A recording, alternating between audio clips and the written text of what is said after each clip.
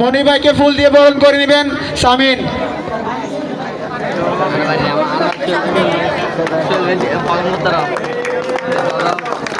করতালির মাধ্যমে তাকে ফুল দিয়ে বরণ করানো।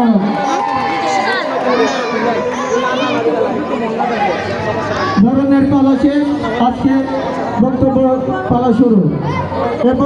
এবং উশৃঙ্খল মারা আব্দুল হামিদ স্মৃতি